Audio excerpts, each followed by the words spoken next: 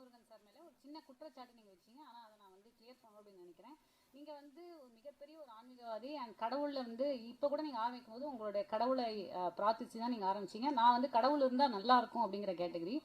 And அந்த மாதிரி இருக்கும்போது நீங்கள் சொல்கிறீங்க இந்த மாதிரி வந்து என் கூட நடித்தவங்க ஆனால் பேசும்போது என்னை மறந்துட்டாங்க அப்படின்னு. ஆனால் உங்களுக்கே தெரியாமல் கடவுள் வந்து மனுஷ ரூபம் அப்படின்னு நீங்கள் சொல்லலாம். அதாவது வந்து நம்ம ஃபுல் ஃப்ரண்ட் ஸ்டேஜில் நான் பேரை சொல்லலை.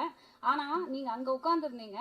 இங்கே வந்து பாலா சாரை கூப்பிட்டு சார் நீங்கள் மறந்துட்டீங்க ஜார்ஜ் சாரை கொஞ்சம் மேலே அப்படின்னு சொல்லி அவர் உடனே அந்த அவங்க ஆங்கர் கிட்ட சொல்லி உங்களை மேடைக்கு வந்து மறந்ததை நினைவுபடுத்தினது நான். அதே மாதிரி அவர் வந்து அந்த ஆங்கர் லிஸ்ட். அதனால எப்பயுமே வந்து நான் எப்படி பார்க்குறேன்னா God comes in positive energy not only in front of our eyes but நம்ம பேக் ஸ்டேஜ்லேயும் நமக்கு கடவுள் வந்து நமக்கு ஹெல்ப் பண்ணுறாரு. அதுதான் உங்களுக்கு நடந்திருக்கு. So please believe in positive.